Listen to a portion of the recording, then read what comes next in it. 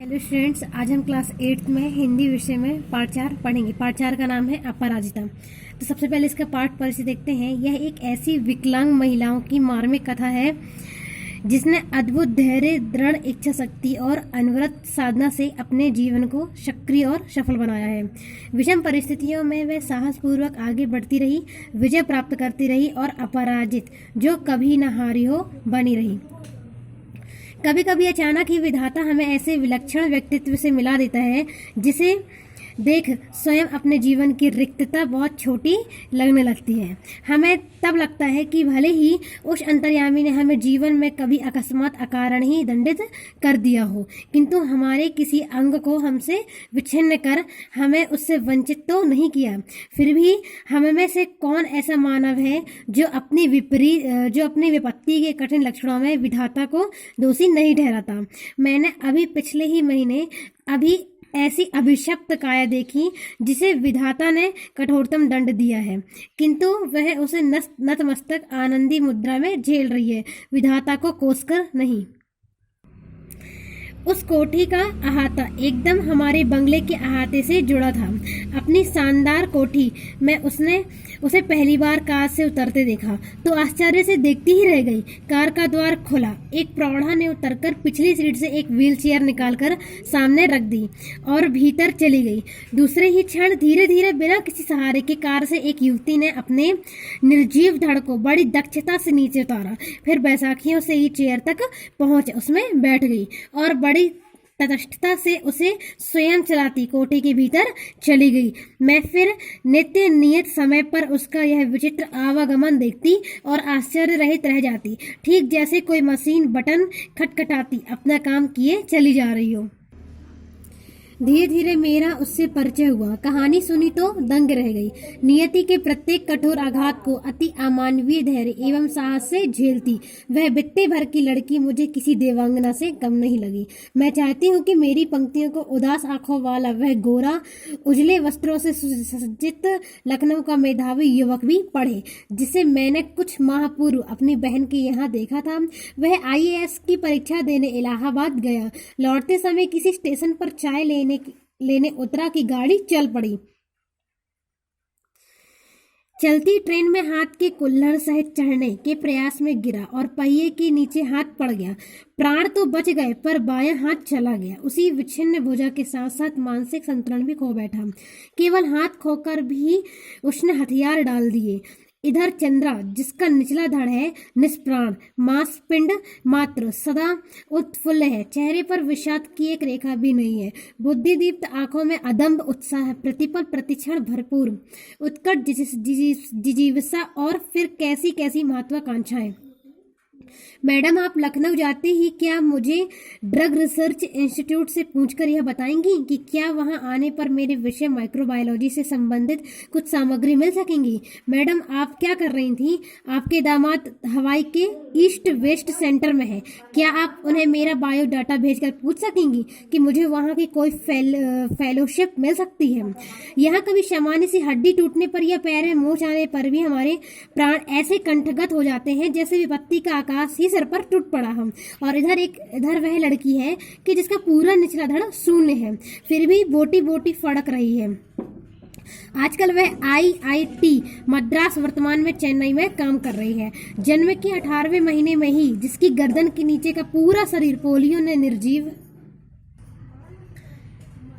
कर दिया हो, उसने किस अद्भुत साहस से नियति को अंगूठा दिखाया अपनी थीसिस पर डॉक्टरेट ली होगी। मैडम, मैं चाहती हूँ कि मुझे कोई सामान्य सा भी सहारा ना दे। आप तो देखते हैं कि मेरी माँ को मेरी कार चलानी पड़ती है। मैंने इसलिए एक ऐसी कार का नक्शा बनाकर दिया है जिससे मैं अपने पैरों के निर्जीव अस्तित्व को भी सजीव बना दूंगी। यह देखिए, मैंने अपने प्रयोगशाला में अपना संचालन कैसा सुगम बना लिया है। मैं अपना सारा काम अब स्वयं निर्मल लेती हूँ। उसने मुझे तस्वीरें दिखाई। समस्त सामग्री उसके हाथों की पहुंच तक ऐसे धरी थी कि निचला धड़ ऊपर उठाए बिना ही वह मनचाही सामग्री मेज पर से उतार सकती थी। किंतु उसकी आज की इस पटुता के पीछे एक सुदीर्घ कठिन अभ्यास की यातनाप्रद भूमिका। स्वयं डॉक्टर चंद्रा के प्रोफेसर के शब्दों में, हमने आज तक 2 व्यक्तियों द्वारा सम्मिलित रूप में नोबेल पुरस्कार पाते अपने ही विषय में सुना था, किंतु आज हम शायद पहली बार इस पीएचडी के विषय में भी कह सकते हैं। देखा जाए तो यह डॉक्टरेट भी संयुक्त रूप में मिलनी चाहिए। डॉक्टर चंद्रा और उनकी अद्भुत साहसी जननी श्रीमती टी सुब्रमण्यम को 25 वर्ष तक इस सहिष्णु महिला ने पुत्री के साथ साथ कैसी कठिन साधना की, और इस साधना का सुखद अंत हुआ 1976 में, जब चंद्रा को डॉक्टरेट मिली माइक्रोबायोलॉजी में। अपंग स्त्री पुरुषों में इस विषय में डॉक्टरेट पाने वाली डॉक्टर चंद्रा प्रथम भारतीय है। जब इसे सामान्य ज्वर के चौथे दिन पश्चाघात हुआ तो गर्दन के पीछे इसका सर्वांग अचल हो गया। भयभीत होकर हमने इसे बड़े से बड़े डॉक्टर को दिखाया। सबने एक स्वर में कहा, आप व्यर्थ पैसा बर्बाद मत कीजिए, आपकी पुत्री जीवन भर गर्दन ही हिला आपकी पुत्री जीवन भर गर्दन हिला पाएगी। संसार की कोई भी शक्ति इसे रोग मुक्त नहीं कर सकती। सहसा श्रीमती सुब्रमण्यम का कंठ अवरुद्ध हो गया। फिर वे धीमे स्वर में मुझे बताने लगी, मेरे गर्भ में तब इसका छोटा भाई आ गया था। इसके भयानक अभिशाप के बावजूद मैंने कभी विधाता से यह नहीं कहा कि प्रभु इसे उठा लो, इसके इस जीवन से तो मौत भली है।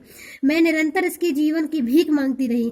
केवल सिर हिलाकर यह इधर उधर देख भर सकती थी, न हाथों में गति थी न पैरों में। फिर भी मैंने आशा नहीं छोड़ी। एक आर्थोपेडिक सर्जन की बड़ी ख्याति सुनी थी, वहीं ले गई। 1 वर्ष तक कष्ट साध्य उपचार चला और एक दिन स्वयं ही इसके ऊपरी धड़ में गति आ गई। हाथ हिलने लगे, नन्ही उंगलियां मुझे बुलाने लगी। निर्जीव धड़ को मैंने सहारा देकर बैठना सिखा दिया। 5 वर्ष की हुई तो मैं ही इसका स्कूल बनी। मेधावी पुत्री की विलक्षण बुद्धि ने फिर मुझे चमत्कृत कर दिया। सरस्वती स्वयं ही जैसे आकर जिह्वाग्र पर बैठ गई। बेंगलोर के प्रसिद्ध माउंट कार्मेल